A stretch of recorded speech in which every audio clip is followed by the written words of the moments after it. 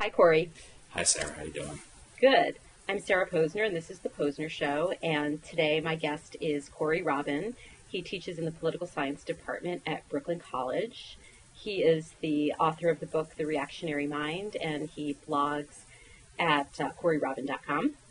And we're going to talk today about the controversy that erupted when the Brooklyn College Political Science Department decided to co-sponsor an event, a speaking engagement by Omar Barghouti and Judith Butler on the boycott, divestment, and sanctions movement, otherwise known as BDS. The Political Science Department at Brooklyn College decided to co-sponsor this event with a Palestinian student group.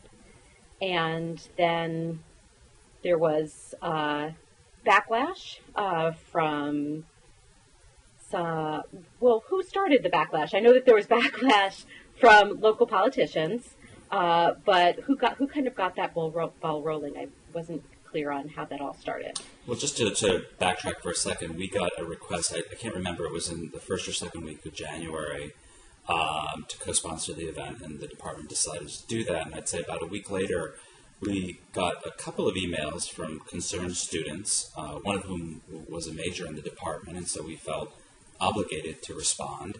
And we did, and this was before there was any kind of public controversy that had erupted, and we, heard what the students' concerns were, and we explained why we thought it was important, nevertheless, to co-sponsor the event, and thought that was that. And was the student satisfied with that explanation? Well, she never wrote back to us, so technically I wouldn't know, but judging from some comments that were made in the press, I don't think she was. Mm-hmm. But anyway, we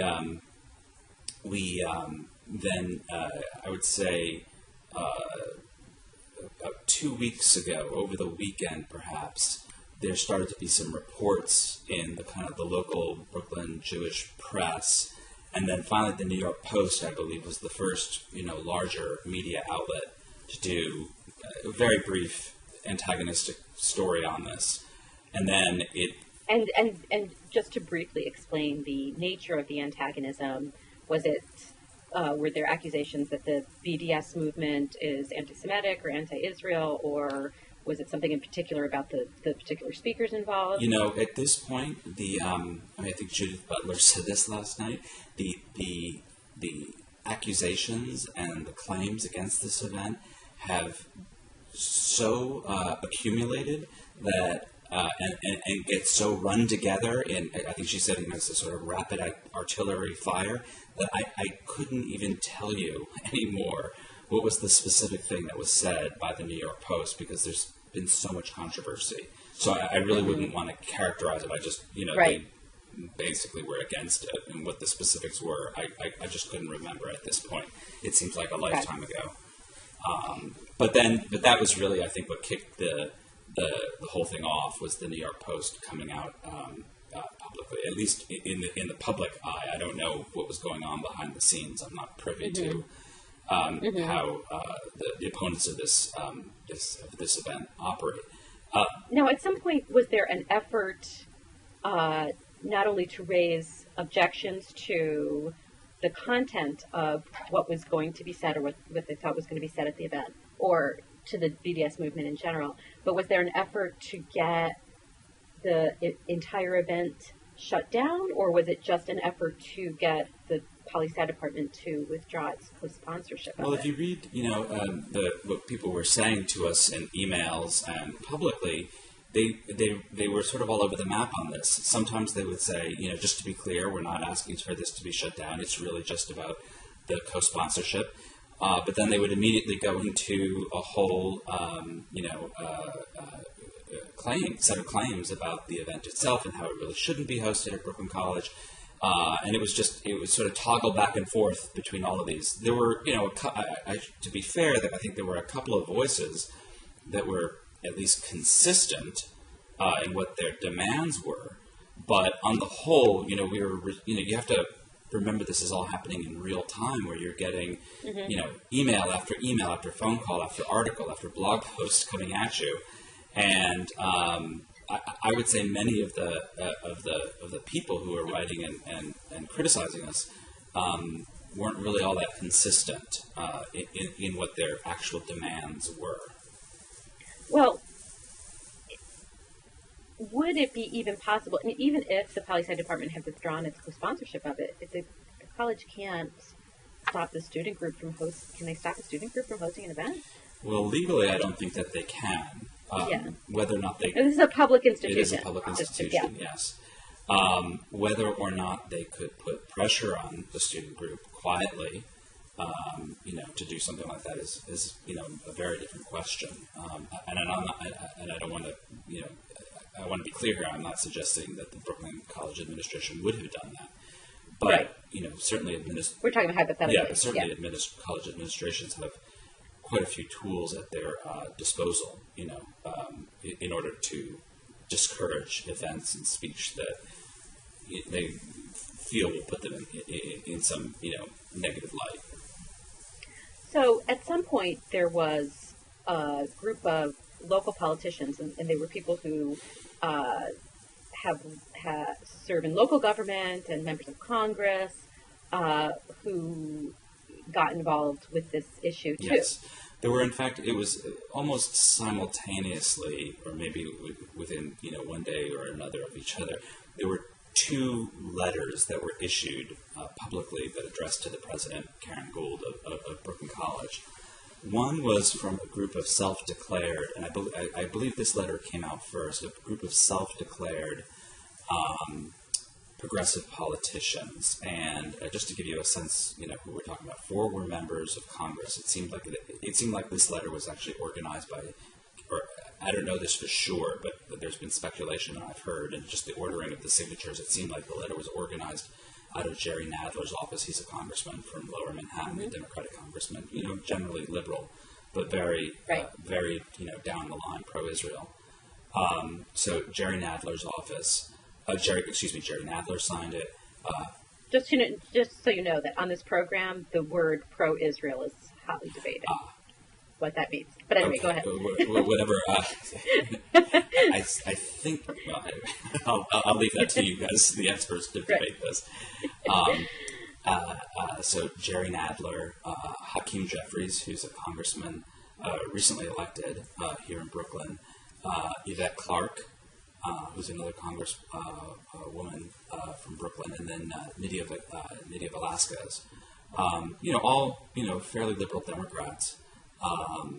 Signed it, and then And was there a particular demand in that letter? I'll get to that in 1 second. I just want to, again, give people a sense of what we're talking about here.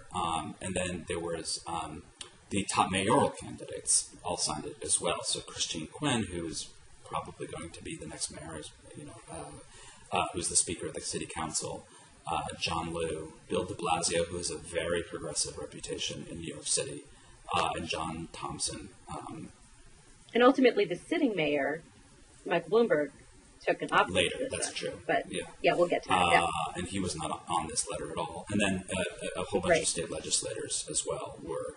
And their basic demand was that and it was addressed to the president, is that she should have the political science department withdraw its co-sponsorship of the event.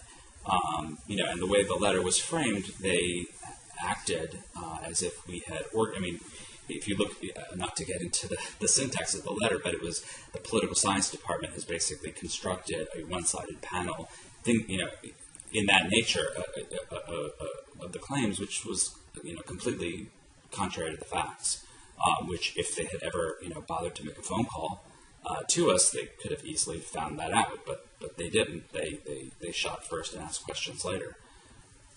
So the accusation that the political science department had organized a one-sided panel was incorrect, just because the political science department hadn't organized this at all. They were just asked to co-sponsor. Exactly. Just so people understand, okay. I don't know, I would imagine some of your listeners are academics and some are not, but, events get organized and planned on campuses all the time, many by student groups, and what they do is then they come to different departments and programs and they ask for co-sponsorship. And in our case, really what that literally means is we attached our name to the event. That's it. They didn't ask. In fact, I should say, and this is another detail that they've not picked up on very much in the press, is that we were asked explicitly, would you wish to co-sponsor or endorse this event? And we decided to co-sponsor. And so. So you specifically did not. The jury did not endorse that. Exactly. We were given a choice, and we explicitly did not. Well, it's interesting because I thought. I guess it was Alan Dershowitz on the Daily Beast. I thought that his piece on this suggested that he thought that, I hope I'm remembering it correctly, that the department had in fact endorsed it. Yes. This would not be the first time that Alan Dershowitz was, proven not to exactly understand or know all the facts of the matter. Anyway, so we, that was what we decided, and we didn't give any money. Again, not for we don't have a lot of money to give out in the first place, so we wouldn't have. That was it. Then these politicians, like I said, these more progressive politicians, that was their demand, that we withdraw our co-sponsorship and addressed it to the president. Almost simultaneously, or again, there might have been a day, this is where the things really got heated up, there was another letter from a group of city council, members of city council, I think 10 of them, led by a man named Louis Fidler, who's also a council member from Brooklyn, which also included some very progressive people, like Brad Lander, who's a city council person from Park Slope, who has followed me on Twitter for a long time, who's, like I said, fairly liberal, fairly progressive. And their demand, their letter was even more disturbing because it was fairly explicit in the letter, and people can read it for themselves, that should the department not comply, or really should President Gould not be able to engineer the compliance of the department with their wishes, they would start seeking the cutoff of funds from Brooklyn College's operations, which is, an extraordinarily serious interference on the part. I mean, it's not just government officials voicing an opinion, which frankly can have a chilling effect in and of itself. It was an explicit statement of a threat, that we'll cut off your money. And I think that's when there was such a outpouring of support for the idea of free speech and academic freedom. Exactly. It was after that letter in particular where the funding was threatened, because it just seemed, I think that's when even people who were adamantly opposed to the BDS movement and are no big fans of Butler or Barghouti or anything that was going to be said there still were shocked at the idea that public officials would seek to not only dictate to an academic institution, but also condition funding on compliance with their demands. Right. And I think what's important, doubly important about what you just said, is remember many of our critics, one of the leading claims against us was that we were in fact, this is in the progressive politician's letter, that because we in political science allegedly had, excluded voices from the other side of this campaign, again, which is just factually false, we had deprived people of their right to speak, and therefore we were the threat to academic freedom. That was the claim. That was one of the very strong claims that was being made against us. And then simultaneously with that claim being made, you had a government, body, as you've just said, threatening to cut off funding merely because they did not like the content of the speech that was being propounded on the campus. And, there's a lot of debate about what academic freedom means, and, you can go back to the AAUP, they have a lot of statements, this goes back to debates with John Dewey and Bertrand Russell. I mean, it's an old debate, but there's a pretty strong consensus, I think, that whatever you think it may or may not mean, one thing that academic freedom does require is that the government does not use the power of the purse or the sword to compel or hinder speech on an academic campus. I mean, it's a pretty straightforward understanding. And so when they did that, I think not only did it rouse a lot of public opinion, in our favor, and as you say, even people who are not at all pro BDS or anything like that, to really, look askance. I think even more important is that it put those progressive politicians and all those who were claiming to speak on behalf of academic freedom against us in a very difficult position. Because here you had a much, much more blatant assault, and they were silent on it. You can look at Twitter exchanges, with Brad Lander, with another city councilman, Jumaane Williams, who didn't sign the Fiddler letter but sent his own letter to the president saying that he was concerned, about the lack of balance, in the name of academic freedom. And yet they were, kind of silent for a while on this Fiddler letter. And then slowly, because people, their constituents really started, calling them and calling them on it, I think Jumaane Williams' first comment was that he thought the Fiddler letter was silly, and then he moved it up to, pumped it up to ridiculous. And I think, by the end, he's finally realized that, it's actually a pretty severe thing for government to do, and it should never be in the business of doing that. But well, and then Bloomberg comes out and says, if you really want your universities to be like that, you should go to North Korea. And that was, a further buildup. I don't want to bore, the listeners with it. When you're involved in these things, every single little detail and day and hour and minute seems like a big deal. I can imagine from afar it doesn't quite seem that way. But, the Bloomberg thing was really, in some ways, the final piece of this, because what happened was, on Monday of this week, you had the first person who had signed on to the letter, Letitia James, to the Fiddler letter. She pulled her name from it. She publicly rescinded her signature. Then I think Stephen Levin was the second. He did that on Tuesday. And so they were, basically jumping ship because they realized it was a sinking ship.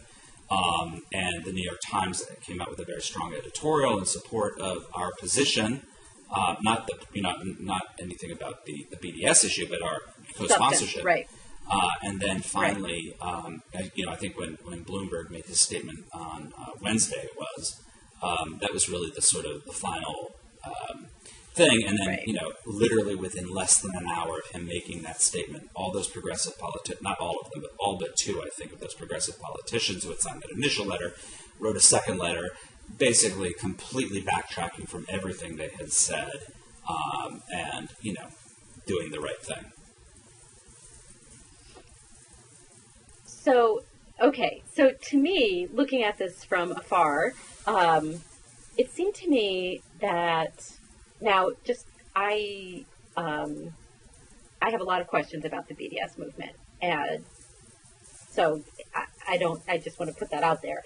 But it seems to me that by giving it this power, so its detractors gave it more power by making it seem like it was so threatening to Israel, to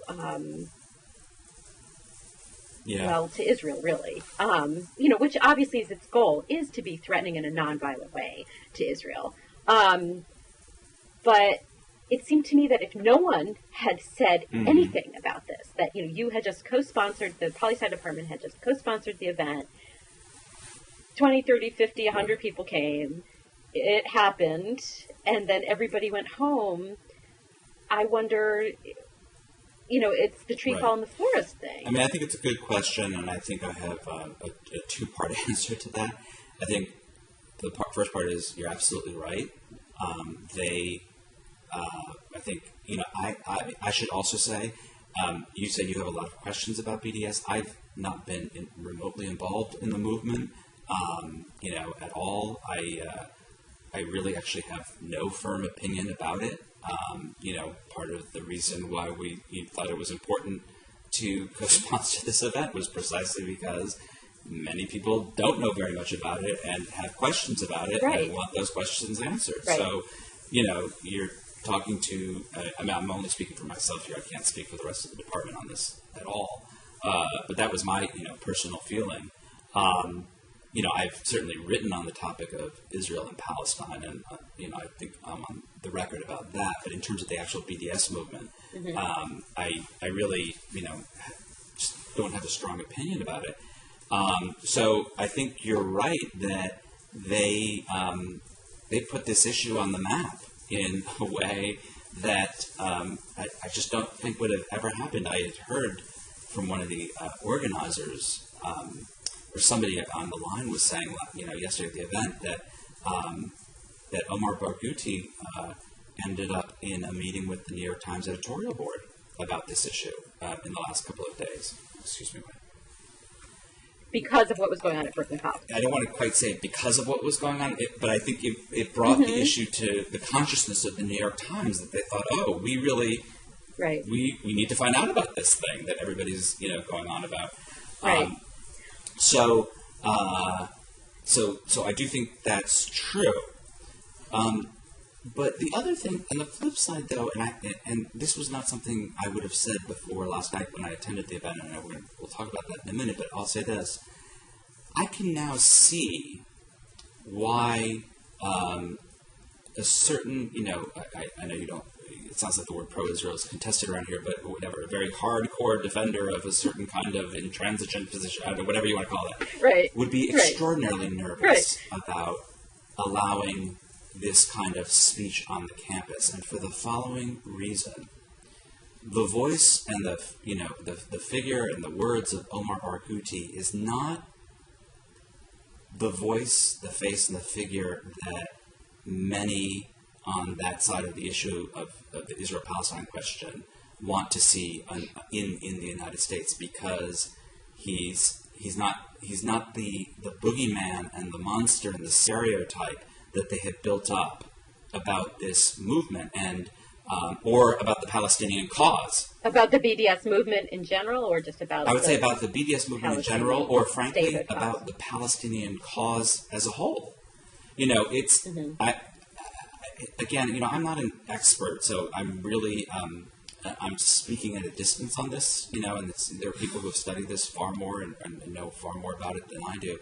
But my suspicion is, it serves a certain purpose to have, a certain kind of stereotype of, Ahmadinejad, or, a certain kind of notion of Hamas and Hezbollah,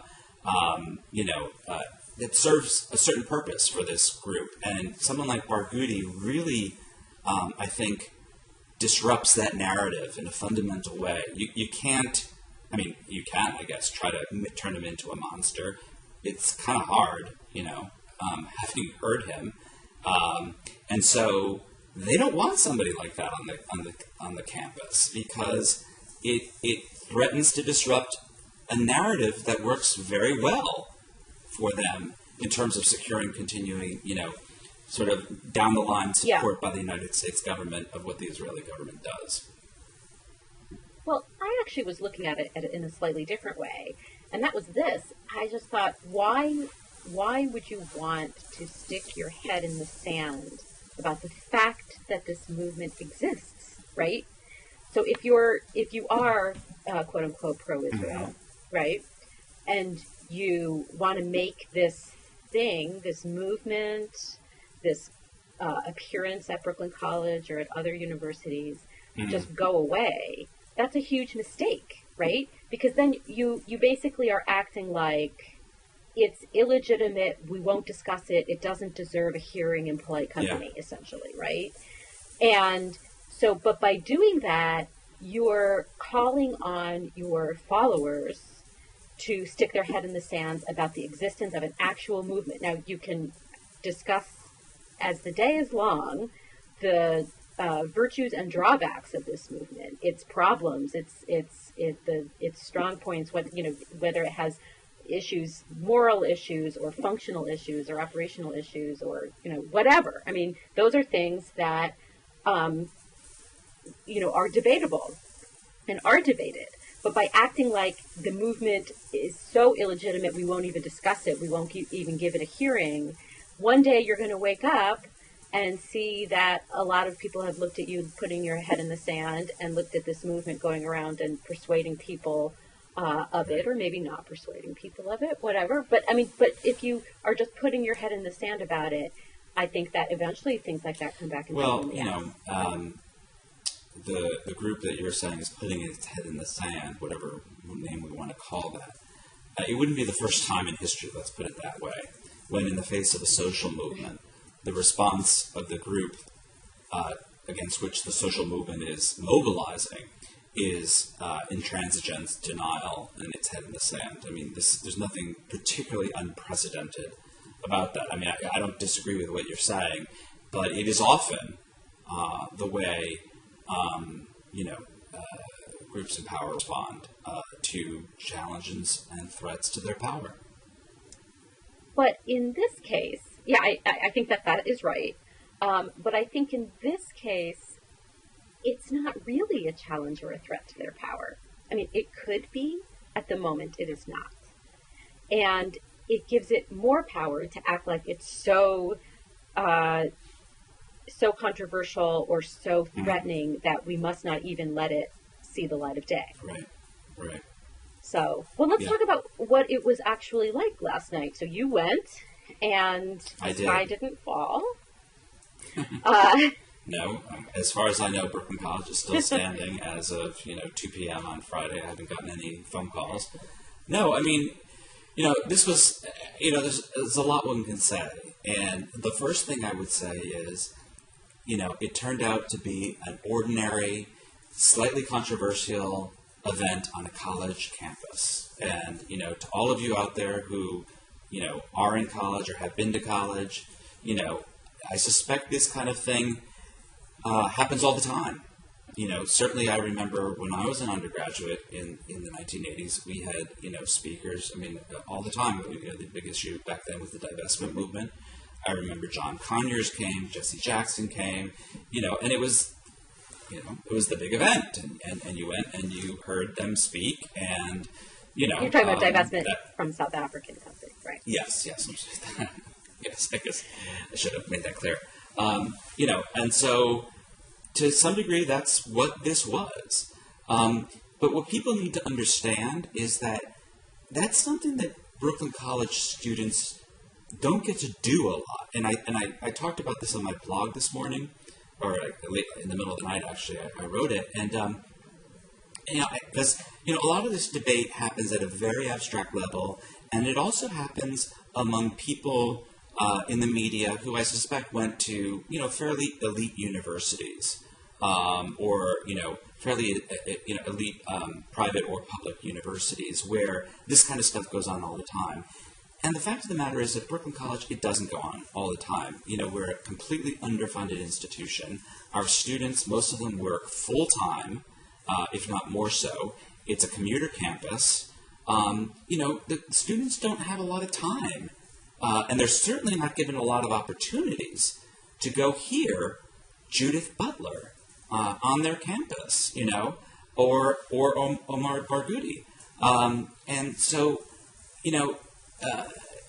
for the students who were there, and you could just see it, this was like a real intellectual experience for them. The notion that somehow or another this is just some sort of political rally. If that was a political rally, I think the BDS movement is a little bit in trouble because there was nothing rallying about it. I've been to rallies, right. And was there a Q&A? Was there questioning of the speakers contesting Absolutely. their positions? Yes, there was a Q&A. Unfortunately, it had to, because the whole event was so long. There were people, of course, who were still online and didn't get to ask their questions, much less answer them. I understand that there was security, and that's why the line took a while. Yeah, there was incredibly intense security getting in. And who initiated that? I actually have no idea. Yeah. I would imagine it was some agreement between the... Well, actually, I just don't know. Yeah. No idea. Was it, and it was Brooklyn College security, or was it NYPD? It looked to me like it was, a combination, I guess, actually. Mm-hmm. So anyway, and I think a lot of Brooklyn College actually security is NYPD anyway. I don't know for sure if they have a private security. I don't think they do. But anyway, so there was a Q&A. There was, a wide variety of views represented. I mean, you had your usual, on the pro-BDS side, you had a lot of, people who just, made speeches. And what was kind of nice for me was to see the moderator, who's an undergraduate, a woman, very tentatively inch her way to start becoming, a real moderator. But at the end, she said, would you ask your question, please? And, she did a great job. And so, it was a real educational experience in that regard. And you could see the students who are anti-BDS, really struggling to formulate their questions in a way that kind of got at the heart of the issue. And both Judith Butler and Omar Barghouti, pushed them to kind of refine the question, in a way that any professor would do, when you have a student in your class who asks, a kind of a vague question and there's something there, but you push them to figure out what the question is. There were, the other thing that was very interesting, I was told that the big, there was a fair amount of protest outside, was actually between two groups of Jews, two groups of observant Orthodox Jews. I mean, a lot of people don't know this, but, there's a very... There are Orthodox Jews who are anti-Zionist. Very anti-Zionist, entirely for religious reasons. Right. And they were out there arguing with the pro-Zionist Orthodox Jews. And that's the other component. This was a very Brooklyn event, Right. You wouldn't have this at every college or university that these speakers went to. God, no. You would never have that. And so, I just thought to myself, for the people, and, forget the sort of ultra-Zionist, hardcore pro-Israelis. I'm talking more at the middle road, types who just thought this was just inappropriate and all the rest of it. I really wonder, there's something weird about this. It's almost saying that Brooklyn College students don't deserve what students at Yale or Princeton or Berkeley or anywhere else get to have every day as a matter of course. And I think for all the posturing and all the politics and the question of Israel and Palestine, that in the end to me was the much more fundamental question is, do our students get to have the same kind of education? And I would ask anybody who's listening to this to remember their college education and to think to themselves, was it just the things that happened in your classroom, or was it not also the kind of intense debates that were generated by events on the campus and college speakers who were invited in? And so I would ask all of you, who are, not sure whether or not this should have happened, even with the aegis, the aegis of the political science department, why not? In what world was this a bad educational experience? And I would really defy anybody to give me an answer to that. I want to probe you a little bit more on why this was such an unusual event, not because of its substance, but because of just having speakers from outside the college come and talk on a topic, and you're saying that this is largely due to funding constraints of the student groups themselves and of the university's academic department. Yeah, I mean, we just, we just don't have a lot of, money to do this kind of thing. I mean, there are speakers who come in, don't get me wrong, but it's, you go to any website of a top university on any given day of the academic calendar, and you're going to see, tons of events, tons. And you just don't have that at Brooklyn College. And speakers on all sorts of controversial issues. Yeah, of course. Also. Of course. And, you just don't have that. And it's not just the question of the funding that we were just talking about, but it's also the fact that our students are not wealthy. A lot of them are, working class students or immigrants, and they have to work. And, they just don't have the luxury to go to stuff like this. And in the end, I felt like aside from the sort of ultra-Zionist pro, or whatever we're calling that, crowd, for whom the issue, it's very clear what's going on. I felt like for a lot of other people, they're perfectly happy for working class kids from Brooklyn to just, be, working around the clock and then, just punching in and out of their classes. And that's the beginning and the end of their education. And that, to me, in the end, is what was sort of almost the most appalling thing of all. But do you think that part of their concern was motivated by the fact that they know that there are so few events like this for students, and that this might have given this issue an outsized importance or outsized attention? I mean, I'm not defending the position of people who sought to shut it down or make funding contingent on shutting it down. But I just wonder if there was a little bit of the substantive pushback that you got had to do with the fact that, well, we don't get stuff very often, and this seems like a very controversial or introduction to. Excuse me, sorry, my Israeli cat is now appearing on the screen. So, that's fine. There's a tail that's flying around here. But that this is a very one-sided or controversial introduction to this complicated topic. The topic being just generally the Israeli-Palestinian conflict. Well, I think I would reframe that in two ways, actually. One, I would say there's a fear that if this topic can be discussed in Brooklyn, at a school that has a sort of historically Jewish, large-sized Jewish population, that if it can be discussed there, it can be discussed anywhere. And I think that was, frankly, I think they felt like if we can't win this in Brooklyn, we're not going to win it anywhere. And by this, I don't mean the debate on BDS, because, of course, that's barely even begun. I mean whether or not we're going to have a debate on it. The first order of business is, can we even debate this? And I think it was very important for them.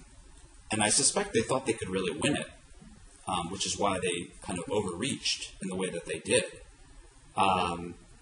And I think that was very important. And then the other side, and it comes up a little bit in that Fiddler letter, was a sense, and it speaks to this other issue that I've been talking about, which is, you guys are not a wealthy institution, and what the hell are you doing with your limited resources funding this? And again, you should ask the student group or I have no idea where the money came for any of this stuff, right? But the political science department did not. No, absolutely not. And, but, I think there was a real question on the part of those government officials that, and this is where I talk about this, the impoverished idea of education that they have, that, funds are scarce, and you shouldn't be using it for this stuff. You should be using it for other stuff. Setting aside the obvious fact that I don't think any government money was probably even used for this. But that, there was that attitude. And again, it just speaks to these class divisions we have where it's like, it's fine. The children of the ruling class and the power elite, in the Ivy League, they, of course, can live in this, John Stuart Millian paradise where, we debate the great issues of the day and we hear all sides and we go back and forth. They get to do that. But, for working class kids, forget it. They don't get it. They don't deserve it. And I think there was some attitude like that as well. Did you get the sense at all in the room last night that this, setting aside the academic freedom issues for a minute, but just focusing on the substantive issues, that this did have the effect of starting some kind of discussion on campus, if not about the BDS movement itself and the pros and cons of it, but about the Israeli-Palestinian conflict more broadly? I'm probably not the best person to speak to that because I don't really have access to both sides of that debate. Let me first say one thing. this is not the first time this has been a flashpoint at CUNY or Brooklyn College. I mean, this is actually the third time now in the last 2 years that I have myself been involved in a campaign around this question and its role on campus. So 2 years ago... the BDS question in particular? No, Israel-Palestine. So 2 years ago, my department hired an adjunct instructor who had written a paper on issues related to all this, and that caused a huge furor with some of the same actors on the other side, particularly the Assemblyman Dov Hikind. So that was a huge fight, and we won on that. Then the next flashpoint was the awarding of the honorary degree to Tony Kushner, and that became a huge fight, and we had to fight on that. And now this one. So, I mean, I think this has been happening more and more on the campus. And I have to say, there was a quote from one of the Jewish students in one of the Jewish press, I can't remember which, who said, this used to feel like it was our campus, and we don't feel that way anymore.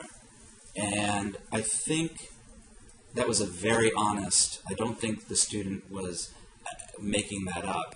I don't think it was in the sense that some people claim that, somehow or another students are getting penalized by the political science department for their views on Israel, which is preposterous. But I think, historically, Brooklyn College was really identified for Jewish students from Brooklyn. And, they're finding that they have... My parents both went there. Oh, really? Mm-hmm. Yeah, I mean, everybody, I know, I talk to everybody. It's like, oh, my father went there, my aunt went there. I hear this all the time.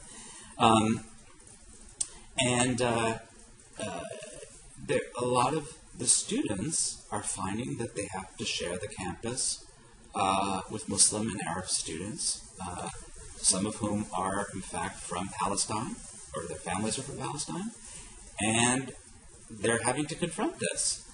And as painful as I can imagine that process is for those students, and frankly on all sides of this matter, and I think I have some sense of how painful that can be. Now, and I'll give you a little tangent. I myself am Jewish, and I was brought up like most Jewish kids, very pro-Israel family.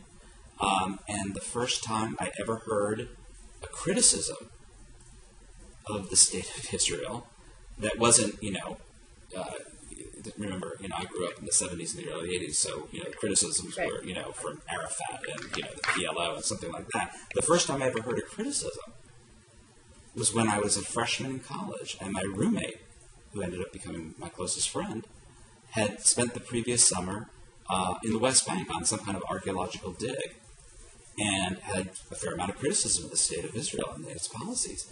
And I can't tell you what a culture shock that was to me. I mean, I literally, I couldn't, it was shocking. I don't know how else to say it. So, I think I have a little bit of a sense of how some of the students might feel about this. I wouldn't say completely. And I think, and I guess what I would just say to everybody is, as difficult as that experience is, in the end, that is what college is all about, is exactly that.